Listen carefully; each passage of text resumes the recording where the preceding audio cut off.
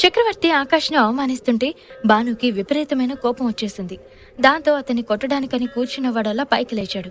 అది గమనించిన ఆకాష్ వద్దని కళ్లతోనే భానుకి సైగ చేయడంతో అతని మాటని మీరలేక మరో అవకాశం దొరక్కపోదా అనుకుంటూ తిరిగి భానుప్రకాష్ తన సీట్లో కూర్చున్నాడు. మరోపక్క రియా తన ఇంటికి కాల్ చేసి ట్రైన్ ముంబైకి దగ్గరలో ఉందని వెంటనే స్టేషన్కి కార్ పంపించమని చెప్పింది. మరో 2 గంటల తర్వాత ట్రైన్ ముంబైకి దగ్గరలో ఉన్న ఒక పెద్ద స్టేషన్లో ఆగింది.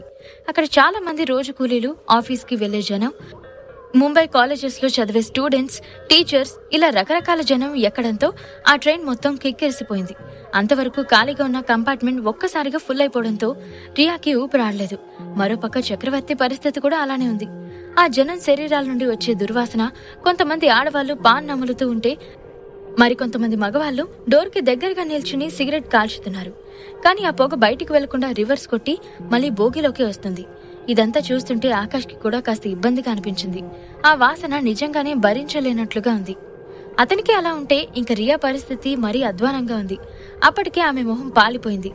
ఏ క్షణంలోనైనా వాంతి చేసుకునే సూచనలు ఆమె ఫేస్లో కనిపిస్తూనే ఉన్నాయి. కానీ చాలా కంట్రోల్ చేసుకుంటూ కూర్చుంది. అప్పుడే చిన్నగా తొక్కిసలాట జరగడం, ఒకరినొకరు నెట్టుకోవడం జరిగేసరికి ఒక వృద్ధుడిని అక్కడి జనం వెనక్కి నెట్టడంతో అతను నేరుగా వచ్చి రియా ఒళ్ళో పడ్డాడు. వెంటనే లేచి మళ్లీ నిల్చున్నాడు. కానీ అతని శరీరం నుండి వచ్చిన స్మెల్ కి రియా ఇక కంట్రోల్ చేసుకోలేక నోటికి చెయ్యి అడ్డు పెట్టుకుని వాష్రూంలోకి పరిగెత్తింది. అంత అందమైన అమ్మాయి సైడ్ ప్లీజ్ అనగానే దెబ్బకి ఆమెకి దారిచ్చి రియా వెళ్లే వరకు సైలెంట్ గా ఉన్నారు. రియా వెళ్ళిపోగానే అనుకోకుండా ఆ ముసలివాడు చక్రవర్తి మీద పడ్డాడు. ఏయ్, కళ్ళు కనిపించట్లేదా? స్నానం చేసి ఎన్ని రోజులైంది? ఎంత కంపు కొడుతుందో అలా అంటూ చక్రవర్తి ట్రైన్ బద్దలైపోతుందేమో అన్నంత గట్టిగా అరిచాడు. ఆ ముసలి వ్యక్తి దగ్గరున్న వస్తువులు చూస్తే అతను ఒక రైతు అని అర్థమైంది. అతను వెంటనే తన భాషలో చక్రవర్తికి సారీ చెప్పాడు. ఏయ్ ముసలుడా, నీకసలు ట్రైన్ ఎక్కే అర్హత లేదు. అసలు ఎవడ్రా నిన్ను ట్రైన్ ఎక్కనిచ్చాడు? వెంటనే ఇక్కడ నుండి వెళ్ళు. ఎంత దూరం వీలైతే అంత దూరం వెళ్ళిపో. నేను నిన్ను ఒక్క క్షణం కూడా భరించలేను అని చక్రవర్తి అనగానే, అయ్యా కాసేపు ఆగితే ముంబై వచ్చేస్తుంది, అందరం దిగిపోతాం కదా, ఈ లోపు గొడవెందుకు అని ఆ పెద్దయినే చెప్పేలోపే, ఇప్పుడు నువ్వెక్కడి నుండి వెళ్ళకపోతే నిన్ను చంపేస్తాను. నన్ను అడిగేవాడు కూడా ఉండడు, కనీసం నీ శవం కూడా దొరకదు, చెప్తున్నాను అని విరుచుకుపడ్డాడు చక్రవర్తి. అతని ప్రవర్తన చూస్తుంటే ఆకాష్కి ఒళ్ళు మండిపోయింది. నన్ను క్షమించండి, ఇక్కడి నుండి వెళ్ళిపోతాను అంటూ ఆ ముసలాయన చక్రవర్తి మోకాలు పట్టుకుని వేడుకున్నాడు. తర్వాత వెనుదిరిగి వెళ్ళిపోతుంటే జనాల మధ్యన కుదరక వాళ్ళు తోపికి మళ్లీ వెనక్కొచ్చి పడ్డాడు. దాంతో చక్రవర్తి ఇక సహనం కోల్పోయి పిచ్చివాడ్లా అరుస్తూ వయసులో పెద్దవాడని కూడా చూడకుండా ఆ ముసలాయన వీపు మీద గట్టిగా కొట్టాడు. అది చూసిన ఆకాష్ ఆపడానికి పైకి లేచేలోపే, ఏయ్ స్టాప్ అని అరుస్తూ చక్రవర్తిని గట్టిగా పట్టుకున్నాడు భానుప్రకాష్. ఏయ్, నన్నే పట్టుకుంటావా? ఆఫ్టర్ ఆల్ కూలి పని చేసుకునేవాడివి నా బట్టల్ని ముట్టుకుని మురికి చేస్తావా అంటూ భాను చేతి నుండి అతని కోట్ని లాక్కునే ప్రయత్నం చేశాడు చక్రవర్తి. కానీ సరైన వ్యాయామం లేక కొవ్వు పట్టిన అతని బలం కుర్రాడైన భాను బలం ముందు సరిపోలేదు. రే వదలరా నన్ను, నీలాంటి వాళ్ళు తాకితే నేను అపవిత్రం అయిపోతాను, మురికి చేతులు మురికి మనుషులు అని అరుస్తూనే ఉన్నాడు చక్రవర్తి. ఆ మాటలకి భాను వెంటనే అతన్ని సీట్లోకి కుదేసి కాలర్ దగ్గర గట్టిగా పట్టుకుని మెల్లిగా మెడ బిగుసుకునేలా చేశాడు. ఒకవేళ అక్కడ ఆకాష్ లేకపోతే గనక భాను ఏం చేసేవాడో తనకే తెలీదు. రేయ్ నన్ను వదలరా, లేదంటే ఇదే నీ చివరి రోజు అవుతుంది. ట్రైన్ దిగిన తర్వాత నిన్ను చంపి స్టేషన్లోనే పాతేస్తాను, వదలు అని గట్టిగా అరిచాడు చక్రవర్తి. అప్పుడే వాష్రూంలోకి వెళ్లిన రియా తిరిగి అక్కడికి వచ్చింది. ఇప్పుడు ఆమె ఫేస్ చాలా ఫ్రెష్ గా మునుపటి కంటే అందంగా ఉంది. కానీ రియా వచ్చేసరికి అక్కడ వాళ్ళిద్దరు గొడవ పడ్డంతో ఆమె ఫేస్ లో భావాలు మారాయి. అది చూసిన చక్రవర్తికి తల తీసేసినట్టయింది. అంతటి అందమైన అమ్మాయి ముందు భాను చేతిలో అలా బందీగా ఉండడం అతనికి అస్సలు నచ్చలేదు. బాబు, నా కోసం నువ్వు గొడవ పడద్దు, నేనే ఇక్కడ నుండి వెళ్ళిపోతాను, అనవసరంగా నీ ప్రాణాల మీదకు తెచ్చుకోవద్దు అని ఆ ముసలాయన భానుతో చెప్పి అక్కడి నుండి వెళ్ళిపోబోయాడు. అప్పుడే వెనక నుండి ఆగండి అని ఒక గంభీరమైన స్వరం వినిపించింది. ఆ మాటతో అందరూ వెనక్కి తిరిగి చూశారు. అక్కడ ఆకాష్ లేచి నిల్చుని, బాను వాణ్ణి వదిలే, నీ సీట్ని ఆ పెద్దాయనకివ్వు అని అన్నాడు ఆకాష్. ఆ మాటతో ఎస్ సార్ అని చెప్పి అతను తన సీట్ను పెద్దాయనకిచ్చాడు. నో, వాడిక్కడ కూర్చోడానికి నేను ఒప్పుకోను అని రియా గట్టిగా అంది. చక్రవర్తి నుండి వస్తుందనుకున్న సమాధానం రియా నుండి వచ్చినందుకు ఆకాష్ కొద్దిగా షాక్ అయ్యి అంతలోనే తేరుకుని, మిస్ ఈ సీట్ మీది కాదు కదా, అలాంటప్పుడు మీకేంటి ప్రాబ్లం అని సూటిగా రియా కళ్ళల్లోకి చూస్తూ అడిగాడు ఆకాష్. అచ్చా, ఓకే, ఈ సీట్ నాది కాదు, ఒప్పుకుంటాను. బట్ అలాగని మీది కూడా కాదు కదా. అయినా మీకు అంతలా హెల్ప్ చేయాలనిపిస్తే మీ సీట్ ఇచ్చుకోవచ్చుగా. మీ ఫ్రెండ్ ఇమ్మని ఎందుకు అడుగుతున్నారు అని రియా కూడా అంతే ఘాటుగా ఆన్సర్ చేసింది. ఆమె మాటకి బాను ఏదో ఆన్సర్ చేయబోయాడు. కానీ అతను నాపి, బాను, మనం ఎవ్వరికి ఆన్సర్ చేయాల్సిన పనిలేదు, ముందు చెప్పింది చేయి అని ఆకాష్ అనగానే వెంటనే బాను ఆ ముసలతన్ని బలవంతంగా తన సీట్లో కూర్చోబెట్టాడు. చిచి, ఇతన్ని అర్జెంటుగా ఇక్కడి నుండి లేపండి, నేను ఆ వాసన భరించలేకపోతున్నాను అని రియా నెత్తు నోరు కొట్టుకున్నా కూడా ఆకాష్ స్పందించలేదు. అసలు ఎవరు నువ్వు? పెద్ద హీరో అనుకుంటున్నావా? ఇప్పుడు ఈ ముసలాడికి హెల్ప్ చేసేసి మంచివాడినని అందరి ముందు బిల్డప్ ఇవ్వాలని అనుకుంటున్నావా అని చక్రవర్తి కూడా ఆకాష్ వైపు తిరిగి అరిచాడు. ఇక ఆకాష్ ఆ మాటలకి విసిగెత్తిపోయాడు. ఫోర్స్డ్గా లేచి చక్రవర్తి మెడ మీద తన చేతిని అడ్డంగా పెట్టి, ఏయ్, ఏంటి ఇందాకటి నుండి ఊరుకుంటుంటే తెగ రెచ్చిపోతున్నావు? నోరు మూసుకుని కూర్చో. ఇంకొక్క మాట నీ గొంతులో నుండి వచ్చిందంటే ట్రైన్లో నుండి బయటకు విసిరి పారేస్తాను, మైండ్ ఇట్ అని చక్రవర్తిని బెదిరించి తిరిగి తన సీట్లో కూర్చున్నాడు ఆకాష్. అతని కళ్ళల్లో కనిపించిన ఆవేశానికి, మాటల్లో పదునికి చక్రవర్తికి దెబ్బకి చెమటలు పట్టేశాయి. ఇక నోరు కూడా మెదపకుండా మూసుకుని కూర్చున్నాడు. రియా పరిస్థితి కూడా దాదాపు అలాగే ఉంది. తన ఒంటరి ఆడపిల్ల. ఆకాష్ వాళ్ళని చూస్తే ఏదైనా చేసేలా ఉన్నారు అని ఆలోచించుకుని సైలెంట్గా ముక్కు మూసుకుని కూర్చుంది. కానీ ట్రైన్ దిగిన తర్వాత మాత్రం ఆకాష్కి తగిన గుణపాఠం చెప్పాలని మాత్రం అనుకుంది.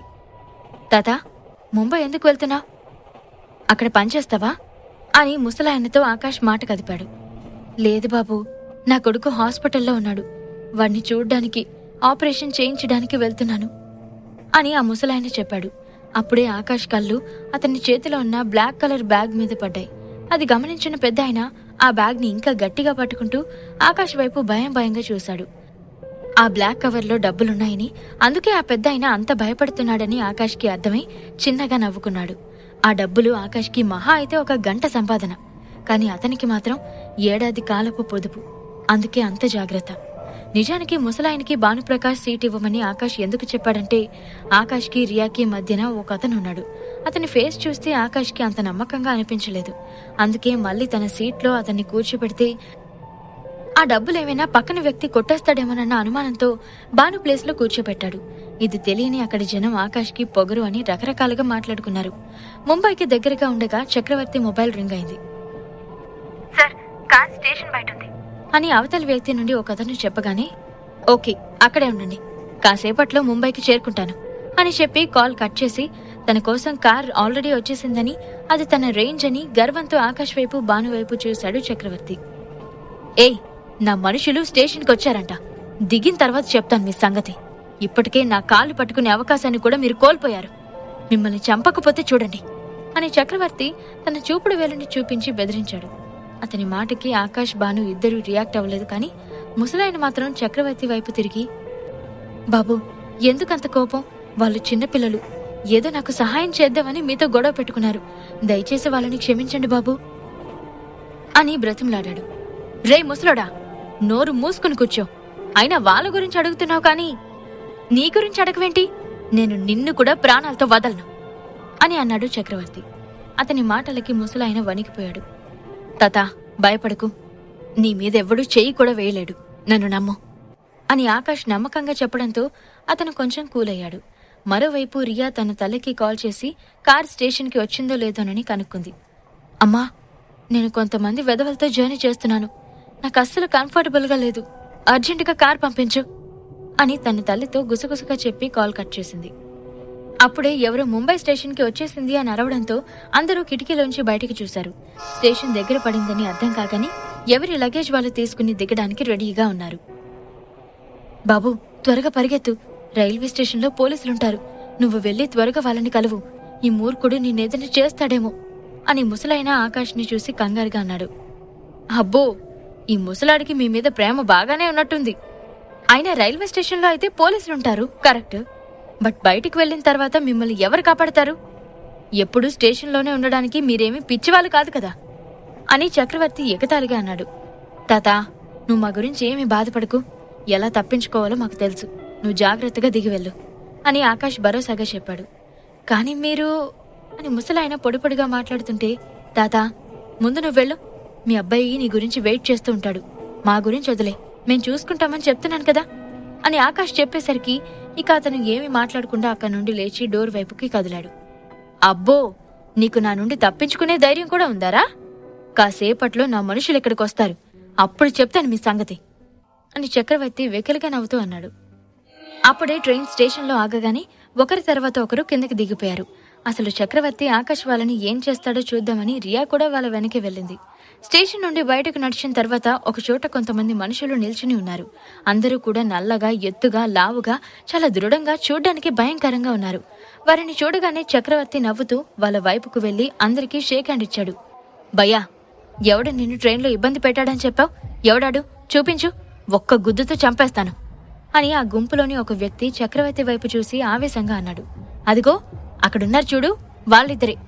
ఏం చేస్తావో నాకు తెలీదు, కానీ వాళ్ళ కళ్ళల్లో నేను భయం చూడాలి అని చక్రవర్తి గంభీరంగా చెప్పేసరికి ఆ వ్యక్తులిద్దరూ ఆకాష్, భానుప్రకాష్ వైపు వెళ్లారు. రే, ఎవర్రా మీరు? మా భయ్యాని విసిగించారంట కదా, ఏ ప్రాణాలతో ఉండాలని లేదా అని ఒక వ్యక్తి ఆకాష్ని బెదిరించి చక్రవర్తి వైపు చూసి, భయ్యా, నీకు వీళ్ళ కాలు కావాలా లేక చెయ్యి కావాలా? ఇవేవి వద్దు, డైరెక్ట్గా తల కావాలంటే చెప్పు, ఇక్కడే తీసి నీ చేతిలో పెడతాను అని ఆ వ్యక్తి గట్టిగా నవ్వుతూ అన్నాడు. అబ్బో, తలలు తీసే అంత రేంజ్ ఉందేంట్రా మీకు? మీరు తీస్తూ ఉంటే తల ఉంచుకుని తీయించుకుంటాం అనుకున్నావా అని ఆకాష్ కూడా అంతే వెటకారంగా అన్నాడు. రే, మా గురించి నీకు తెలీదు. మమ్మల్ని చూస్తే ఈ ముంబై వణుకుపోతుంది. అలాంటి ఎక్కడి నుండో వచ్చిన మీరెంత? నోరు మూసుకుని మా భయ్యాకి సారీ చెప్పి కాళ్ళు పట్టుకోండి, రండి, లేదంటే ఇక మీరు తిరిగి మీ ఊరికి వెళ్లరు అని ఆ వ్యక్తి సీరియస్ గా చెప్పాడు. సరిగ్గా అప్పుడే అక్కడంతా ఏదో గజిబిజిగా అనిపించి జనాలందరూ తమ మొబైల్ బయటకు తీసి ఒకవైపుకి దృష్టి పెట్టి వీడియోస్ తీస్తున్నారు. అక్కడ ఏమైందని అందరూ అటువైపు చూశారు. అక్కడ ఒక 10 వరకు కాస్ట్లీ కార్స్ వచ్చి ఒకదాని తర్వాత ఒకటి లైన్ గా ఆగాయి. ఆ కార్స్ రేంజ్ ని చూడగానే అక్కడున్న జనం నోరెళ్లబెట్టారు. ఆ కార్స్ ని చూడగానే రియా ఒక్క క్షణం పాటు షాక్ అయ్యి అవి తన కోసమే వచ్చాయని ఫిక్స్ అయిపోయింది. ఎందుకంటే ఎలా చూసుకున్నా ఆ స్టేషన్ లో రిచ్ పర్సన్స్ ఎవ్వరూ లేరు. సో వాళ్ళు తన గురించైనా రావాలి, లేదంటే చక్రవర్తి గురించైనా రావాలి. చక్రవర్తి గురించి ఎలాగో ఇంతకు ముందే తమ మనుషులు వచ్చేశారు కాబట్టి ఇక మిగిలింది తనే. అందుకే ఆ కార్స్ తన ఫ్యామిలీనే పంపించిందని భ్రమపడి అటువైపుగా వెళ్ళింది. అప్పుడే కొంతమంది లేడీస్ అండ్ జెంట్స్ ఆ కార్స్ల నుండి బయటికి దిగారు. అందరూ కూడా సూట్ వేసుకుని చాలా అఫీషియల్ గా ఉన్నారు. వారిని చూస్తూనే రియా డౌట్ గా ఫేస్ పెట్టి ఒక అతని దగ్గరికి వెళ్ళింది. హే మిస్టర్, ఐఎమ్ హియర్, త్వరగా కార్ తీస్తే వెళ్దాం అని రియా కార్ డోర్ మీద చేయి వేసింది. వెంటనే అందులో ఉన్న ఒక వ్యక్తి రియా చేతిని ఈడ్చి కొట్టి, ఏయ్, ఎవరు నువ్వు? ఈ కార్ ఏమైనా నీ బాబుదనుకుంటున్నావా? వచ్చెక్కుతున్నావు అని ఆ వ్యక్తి సీరియస్ గా చెప్పగానే రియాకి తల తీసేసినట్టయింది. ఇక ఆ కార్ వచ్చింది తన గురించి కాదు అని అర్థమై వెనక్కి వెళ్లి నిల్చుంది. అప్పుడే ఆ కార్ మధ్యలో ఉన్న ఒక రేంజ్ రోవర్ నుండి ఒక పొడవాటి వ్యక్తి బయటికి దిగాడు. అతన్ని చూడగానే చక్రవర్తికి భయంతో ఒళ్లంతా చెమటలు పట్టేశాయి. కార్ల నుండి దిగిన వ్యక్తి ఎవరు? అతన్ని చూసి చక్రవర్తి ఎందుకు భయపడ్డాడు? ఈ ప్రశ్నలకు సమాధానాలు తెలుసుకోవాలంటే నెక్స్ట్ ఎపిసోడ్ వినాల్సిందే. క్రింద ఇచ్చిన లింక్ ని క్లిక్ చేసి పాకెట్ ఎఫ్ఎం యాప్ ని ఇన్స్టాల్ చేసుకోండి. Stay tune to pocket FM.